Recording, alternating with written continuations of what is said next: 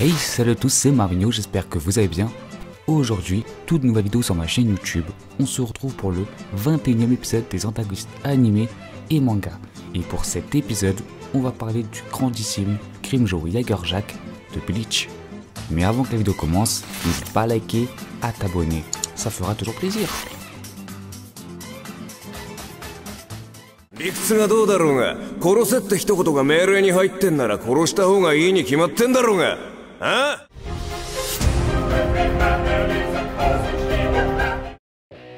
Tout commence au Hueco-Mundo.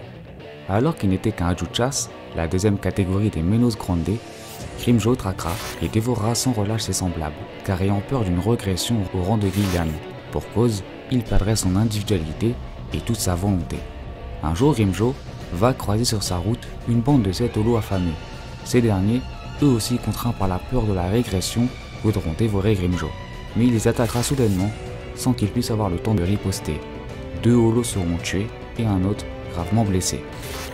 Impressionné par la force de Grimmjow, instantanément, le chef de cette même bande, nommé Xiaolong, va se présenter. C'est alors qu'il va lui révéler son grand projet, qui aura pour finalité l'évolution au rang Vastos Lordes. Xiaolong précise qu'il a besoin d'une grande force comme celle de Grimmjow pour parvenir à cet objectif. Ils lui supplieront de se rallier à leur cause pour que Grimmjow liquide en devenant leur roi. La panthère acceptera la proposition. Une longue durée s'est écoulée. La bande de holos a commis des ravages et dévoré plus de 3000 de leurs semblables. Pourtant, ils n'ont senti aucune amélioration dans leur pouvoir. C'est pourquoi Xiaolong ainsi que les autres holos abandonneront le projet. Grimmjow répondra alors qu'ils n'ont qu'à abandonner lâchement et qu'il continuera donc sans eux. Cependant, Xiaolong demandera une dernière requête auprès de son roi. Ce dernier lui suggérera de les manger tous les 5. Grimmjow acceptera en prenant une bouchée de chacun. Puis finalement, à l'arrivée de Aizen au Hueco-Mundo, il utilisera le Hogyoku sur Grimmjow, mais aussi sur les 5 autres holos. Ainsi, ils deviendront maintenant de puissants Arrancars à la forme humanoïde. Par conséquent, Grimmjow deviendra le Sexta Espada qui constitue l'armée primaire de Aizen, tandis que les 5 autres formeront les fractions de Grimmjow. Revenons maintenant à l'intrigue principale de nos héros. Grimmjow fera sa première réapparition à Las Noches. Il blâmera Ulquiorra et Yami de retour après leur mission dans le monde réel, et plus particulièrement sur l'indulgence portée auprès du Shinigami remplaçant qui n'est autre que Ichigo. Sans avoir l'accord de Aizen, Grimmjow accompagné de ses 5 fractions enfreindront les lois et débarqueront dans le monde réel pour finir le travail bâclé de Ulquiorra, éliminer tous les adversaires. Toutes ces fractions se feront tuer par les Shinigami de la Soul Society. Quant à lui, Grimmjow empalera violemment Rukia, puis affrontera à son tour Ichigo. L'Espada s'amusera alors du protagoniste encore trop faible. C'est pas très sympa. Méchanceté gratuite. Néanmoins, il se fera blesser violemment par un puissant Getsuga Tensho de Ichigo. Mais cependant, le combat sera interrompu par Tozen qui renverra Grimmjow au Hueco-Mundo.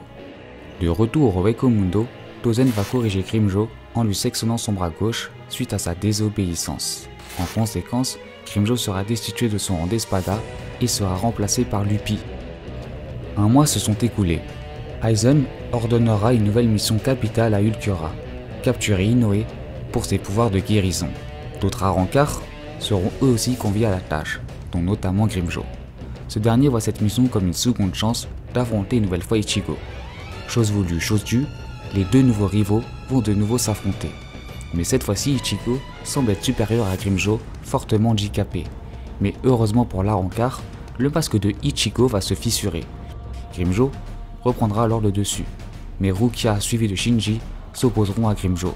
Finalement, Ulquiorra interrompra le combat, car leur mission étant réussite, ils rentreront chez eux. Arrivé au Hueco-Mundo, Inoue va devoir révéler l'étendue de ses pouvoirs. Aizen va alors lui demander de régénérer le bras gauche de Grimmjow. L'opération sera un total succès. Il retrouvera tous ses pouvoirs et directement, il s'empressera d'assassiner Luffy pour reprendre sa place de Sexta Espada.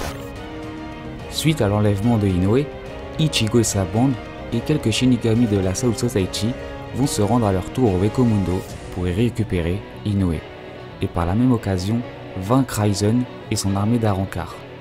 Grimmjow, ayant appris l'invasion de Ichigo sur ses terres, va vouloir en finir définitivement avec le Shinigami qu'il a déjà combattu 2 fois auparavant. Mais malheureusement pour lui, ce sera Ulquiorra qui aura raison de Ichigo. Grimmjow, alors pris de colère qu'un autre espada s'en est pris à sa proie, c'est pourquoi il se rendra dans la chambre de Inoue pour l'emmener avec lui. Car en effet, elle seule avec ses pouvoirs de guérison peut soigner Ichigo au seuil de la mort. Inoue soignera alors son ami, mais Ulquiorra arrivera lui aussi sur les lieux. Un bref combat opposera les deux espadas, mais Ulquiorra se fera piéger par la boîte de la négation. Maintenant seul à seul, c'est ainsi qu'aura lieu le troisième et dernier affrontement entre Grimmjow et Ichigo. Grimmjow utilisera sa résurrection, le combat gagnera une nouvelle fois en intensité, mais Grimmjow sera finalement vaincu par Ichigo après un duel riche en rebondissements. Pourtant, Grimmjow refuse de croire en sa défaite. Cependant, il sera attaqué lourdement en surprise par le 5e espada, Noitra, qui signera alors sa fin. Grimmjow refera rapidement son apparition durant la guerre sanglante de 1000 ans. On apprend donc par la même occasion qu'il a survécu de toutes ses blessures antérieures.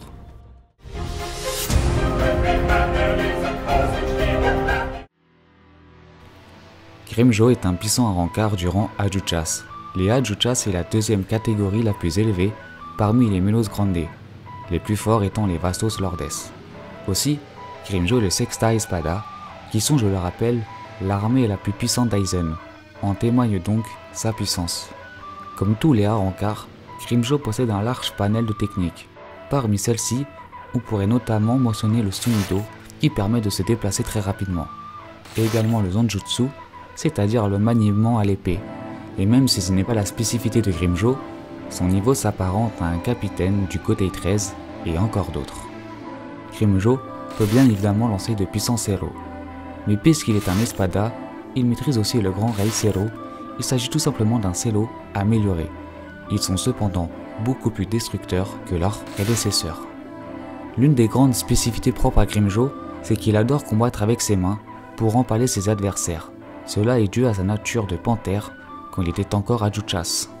Et justement, en parlant de cela, chaque Arrancar se démarque réellement au moment de leur résurrection, c'est-à-dire quand ils libèrent leur Zanpakuto. La résurrection de Grimmjow se nomme Panthera, faisant là référence à la panthère. Il prend alors l'apparence d'un félin bipède. Quand il est sous cette forme, sa puissance augmente considérablement, mais également sa résistance, sa vitesse, son agilité, etc. Avec sa résurrection, Grimmjow peut déployer de nouvelles techniques exclusives à cette forme, comme par exemple Gara de Pantera. Grimmjow peut lancer de puissants projectiles à l'aide de son coude. Ces derniers détruisent tout sur leur passage, provoquant de lourds dégâts explosifs. Desgaron, elle est sa meilleure technique. En effet, Grimmjow peut alors griffer le ciel pour faire apparaître 10 énormes lames formées par son Reiatsu, qu'il peut contrôler à sa guise pour attaquer son adversaire. Pour clôturer la seconde partie, Grimmjow est certes un combattant d'exception, néanmoins, il reste bien inférieur aux 5 autres espadas qui le succèdent. La hiérarchie est correctement respectée.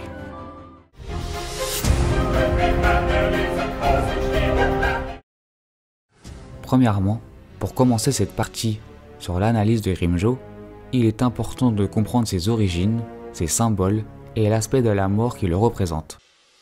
Pour ceux qui ne le sauraient pas, tous les espadas représentent un aspect de la mort. Cet aspect va grandement influencer la philosophie et le comportement de l'espada. Pour exemple, Stark lui représente la solitude, Paragan la vieillesse, ou bien Ulquiorra le nihilisme. Quant à lui, Grimmjow représente la destruction, celle au sens le plus large du terme. En effet, Grimmjow aime tout détruire, qu'il s'agisse de la volonté de ses adversaires, ou bien détruire au sens propre, détruire l'environnement, et même indirectement ses propres alliés. Grimmjow est sans cesse poussé par une rage destructrice, ce qui explique clairement son tempérament très impulsif et violent. Auparavant, quand il était Hajuchas, Grimmjow était une panthère, même si en vrai, il est toujours. En témoigne sa résurrection. Si on se fie au symbole de cet animal, on y retrouve là encore de nombreux points communs avec la personnalité de Grimmjow. La panthère est un animal que l'on associe à la nuit, la lune et les ténèbres, ce qui nous rappelle bien évidemment le Wekumundo. De plus, la panthère symbolise aussi l'indépendance. Chez Grimmjow, c'est un sentiment que l'on perçoit progressivement tout au long du récit.